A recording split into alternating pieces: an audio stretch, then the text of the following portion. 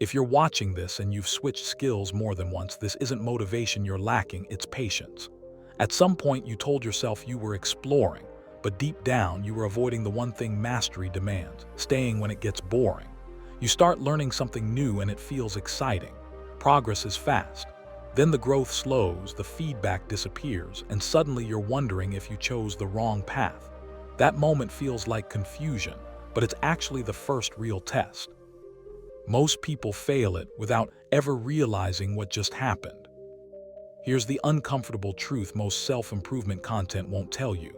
Clarity doesn't come before commitment, it comes after it. In America, we're taught to move fast, optimize early, and pivot often. That mindset works for trends, not for mastery.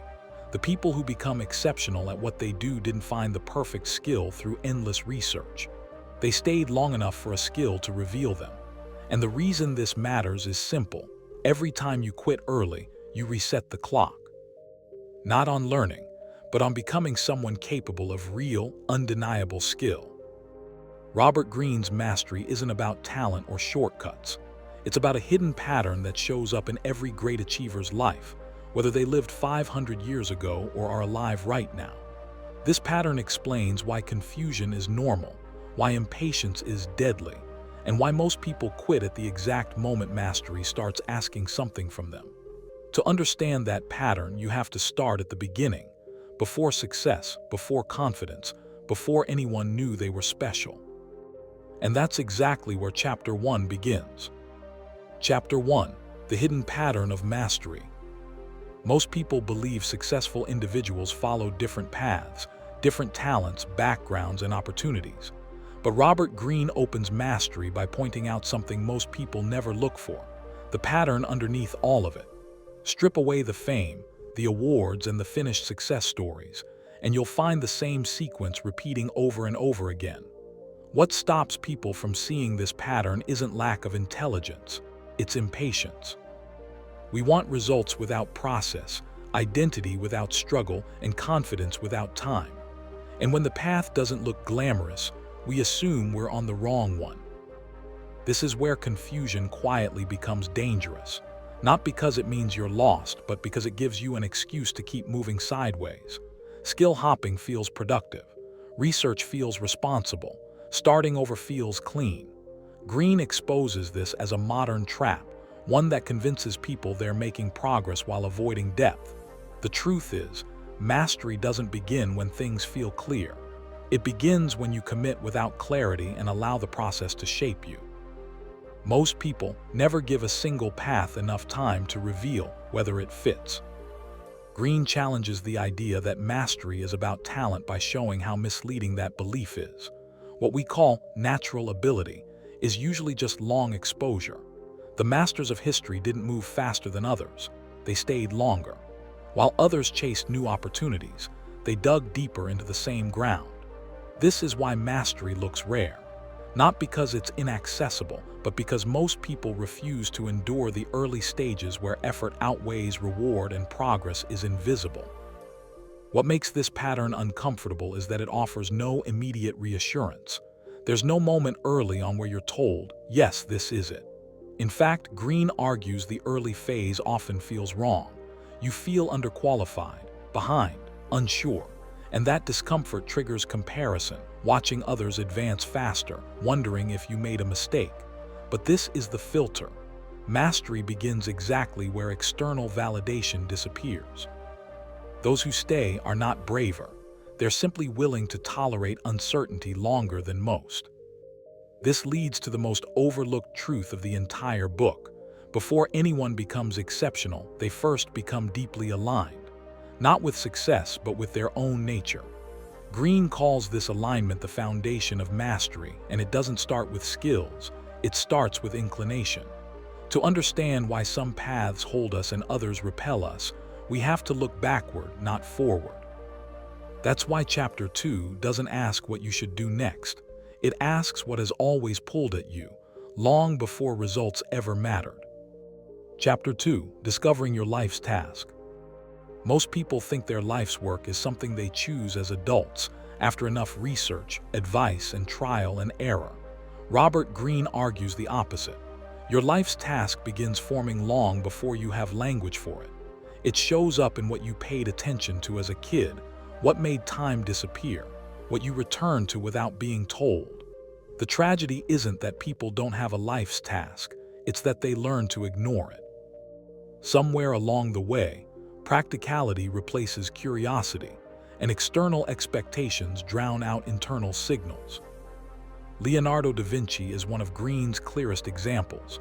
As a child, Leonardo wasn't exceptional in structured education. He struggled with formal learning and lacked the polish society rewarded. But he was relentlessly curious. He sketched constantly. He took machines apart in his mind. He studied nature not because it was useful, but because he couldn't stop himself. No one would have called this a career plan. But Greene makes it clear. Mastery doesn't start with a plan, it starts with a pull. Leonardo didn't search for his purpose. He followed what fascinated him, and over time, that fascination organized his life. This chapter matters deeply for anyone stuck between multiple skills. Greene explains that confusion often comes from trying to force interest where none exists. You might admire a skill, respect its outcomes, or like the idea of being good at it, but admiration isn't inclination. Real inclination survives frustration. It survives boredom. It even survives failure. The skills that are meant to be yours are the ones you return to despite resistance, not the ones that look impressive on paper. Greene also warns about the danger of false paths, roles we choose to please others, chase status, or avoid uncertainty. These paths don't fail immediately. They fail slowly. You may experience short-term success, but over time, disengagement creeps in. Energy drops, curiosity fades, and eventually you either burn out or start over. Masters avoid this not because they're wiser, but because they're more honest with themselves about what genuinely holds their attention. By the end of this chapter, Greene makes one thing clear. Finding your life's task doesn't mean acting on it immediately. It means recognizing it. Once you see it, the real work begins, not the exciting part, but the demanding one. Turning inclination into skill requires discipline, humility, and time. That transformation happens in the next phase of mastery, the phase most people try to skip. And that's exactly where Chapter 3 begins, the apprenticeship phase. Chapter 3, the apprenticeship phase where most people quit. Once you recognize your life's task, the story doesn't suddenly become exciting. In fact, it usually becomes harder. This is where Robert Greene introduces the apprenticeship phase, the longest, quietest, and most misunderstood part of mastery. It's the phase where enthusiasm runs ahead of ability, where effort doesn't yet translate into results, and where progress feels painfully slow. For most people, this is the moment confusion turns into self-doubt. They assume the struggle means they chose wrong, when in reality, the struggle means they finally chose right. Greene reminds us that every master willingly submitted to this phase, even when it felt humiliating. Mozart didn't begin by composing masterpieces. He began by copying other composers' work note by note, rewriting the same patterns until they became instinct. Darwin spent years observing and recording without recognition, collecting data that seemed useless at the time. These weren't shortcuts. They were investments. Apprenticeship isn't about expression, it's about absorption. You're not meant to stand out here. You're meant to disappear into the craft. This is where modern habits sabotage progress. We're conditioned to document everything, share early, and seek validation before competence. Greene warns that this hunger for attention weakens learning. True apprentices focus on fundamentals, not applause. They accept repetition, correction, and boredom as part of the process. And while others mistake visibility for progress, apprentices quietly build something far more valuable, a foundation that doesn't collapse under pressure. The most dangerous trap in this phase is impatience disguised as ambition. People convince themselves they're outgrowing the basics, when in reality they haven't mastered them. Greene points out that those who skip apprenticeship don't fail immediately. They fail later, when complexity demands skills they never developed. Mastery doesn't punish you for being slow. It punishes you for being shallow. As this phase unfolds, another challenge emerges. one that has nothing to do with technical skill. No one apprentices in isolation. You work under mentors, alongside peers, and within systems filled with ego, power, and politics.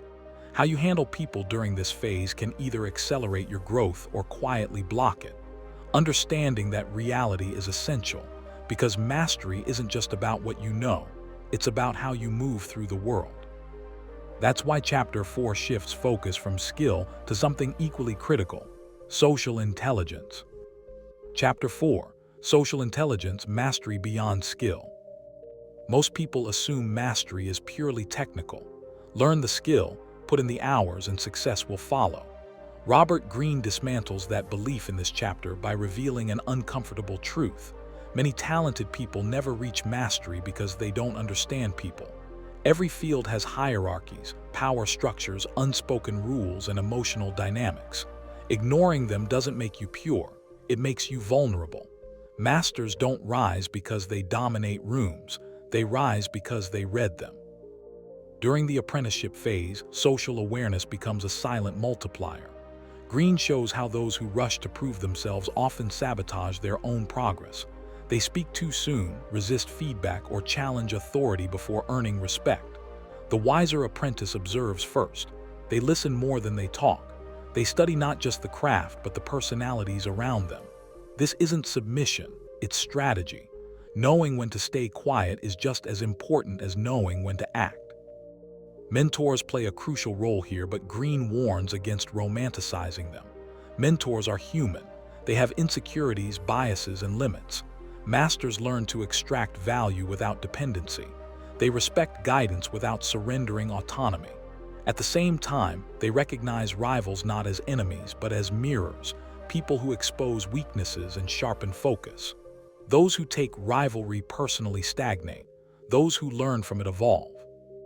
Greene also addresses one of the most common self-sabotaging traits: ego. Early success, even small wins, can inflate self-image and close the door to learning. Masters resist this by staying psychologically flexible. They don't need to be seen as the smartest in the room. They need access to knowledge, opportunities, and growth. Social intelligence isn't manipulation. It's humility paired with awareness. Once this awareness becomes second nature, something shifts. The apprentice stops reacting emotionally and starts moving intentionally. This emotional control, combined with deep technical skill, creates a rare advantage. It prepares the ground for the next phase of mastery, one where creativity replaces imitation and rules become tools rather than limits. That transition marks the beginning of Chapter 5, the creative active phase, where true originality finally emerges. Chapter 5, the creative active phase, when mastery turns into freedom. After years of discipline, imitation, and restraint, something subtle begins to change. The rules that once felt rigid start to feel negotiable. Patterns become instinct. Decisions happen faster with less effort. Robert Greene calls this the creative active phase, and it's the stage most people misunderstand. From the outside, it looks like talent finally showing itself. From the inside, it feels like freedom earned the hard way. This is not the beginning of mastery. It's the reward for surviving everything that came before it. Greene explains that true creativity doesn't come from rebellion, but from deep familiarity. Masters don't break rules because they dislike them. They break them because they understand their limits. Picasso could distort form because he mastered classical technique first. Innovators in any field reach this phase only after they've internalized the fundamentals so deeply that experimentation becomes natural, not reckless. This is why shortcuts never produce originality. Without structure, there's nothing meaningful to bend. What separates this phase from amateur creativity is intention. Greene shows that masters don't chase novelty for attention. Their work solves real problems, challenges existing assumptions, or introduces new ways of seeing. Creativity at this level isn't chaotic, it's focused. And because it's grounded in experience, it carries weight. This is the phase where others begin to follow, not because they're impressed, but because the work itself demands attention. But Greene includes a warning here. Creative freedom can awaken a new enemy, complacency. The confidence that comes with mastery can quietly harden into routine. When that happens, innovation fades and repetition takes its place. Masters avoid this trap by deliberately seeking discomfort again, new challenges, unfamiliar perspectives, and problems that force them to grow beyond what already works. This brings the story to an important realization. Mastery isn't a destination where effort ends. It's a cycle. Each level of creative freedom eventually demands a return to learning, humility, and curiosity. Those who understand this continue evolving. Those who don't slowly decline. To fully grasp this idea, Greene shifts the focus one last time, from phases and skills to mindset. That final shift is where Chapter 6 begins, and where mastery becomes a lifelong practice rather than a temporary achievement. Chapter 6: Mastery as a lifelong practice. By the time most people reach a high level of skill, they expect the struggle to end. Robert Greene argues that this expectation is the final illusion mastery destroys. There is no permanent arrival point, no moment where growth becomes optional. What separates true masters from those who peak and fade is not intelligence or creativity, but mindset. Masters see learning as a lifelong discipline, not a phase they graduate from. The moment they believe they've arrived, decay begins. Greene points out that history is filled with once great figures who stopped evolving. They relied on formulas that used to work, repeated what had already earned them recognition, and slowly lost relevance. This doesn't happen because they forget how to work. It happens because they stop being curious. Masters avoid this by maintaining what Greene calls a beginner's mind. They stay open, question their own assumptions, and resist the comfort of certainty. Mastery in this sense is not about knowing more, it's about staying receptive. Another key trait Greene emphasizes is emotional control. Long-term mastery requires the ability to regulate frustration, envy, fear, and pride. As your skill increases, so do the stakes. Criticism becomes louder. Expectations rise. The master learns not to react impulsively, but to respond deliberately. Emotional resilience becomes just as important as technical ability. Without it, even the most skilled individuals burn out or self-sabotage. Greene also reframes time itself. Masters don't measure progress in weeks or months. They think in years, sometimes decades. This long-term orientation allows them to withstand periods of stagnation without panicking. They understand that plateaus are not failures, but integration phases, moments where growth is happening beneath the surface. While others quit when progress slows, masters remain steady, trusting the process they've already proven to themselves. In the end, mastery leaves you with a quiet but demanding truth. Becoming exceptional is not about choosing the perfect path. It's about committing to one deeply enough that it transforms you. Confusion fades when patience takes its place. Skill compounds when ego steps aside. And mastery, once understood, stops being something you chase and becomes something you live. Conclusion. If there's one message that runs through every chapter of mastery, it's this: the path isn't unclear, you just haven't stayed on it long enough. Confusion isn't a flaw in your thinking, it's a natural stage of growth. Every master you admire once stood exactly where you are now, unsure, unproven, and invisible. The difference is not that they had more confidence or better options. It's that they committed while clarity was still missing. This book isn't asking you to find the perfect skill or wait for certainty.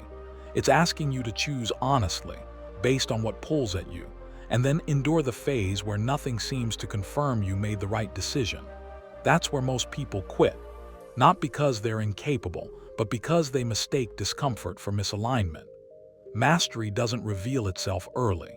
It reveals itself to those who stay when the excitement fades and the work gets quiet. So here's the real question you're left with. What are you willing to commit to long enough that it can change you? Not impress others, not pay off fast, but shape who you become over time. If you stop running from uncertainty and start respecting patience, the path doesn't just become clearer, it becomes yours. If this resonates with you, don't just move on. Choose one skill you've been avoiding committing to and give it real time, months, not days. Stay through the boredom. Stay through the doubt. And if you want more deep breakdowns like this, books, ideas, and frameworks that actually help you build real skill, subscribe, like, and share this with someone who's stuck at the same crossroads. Because mastery isn't about watching one more video. It's about what you decide to do after this one ends.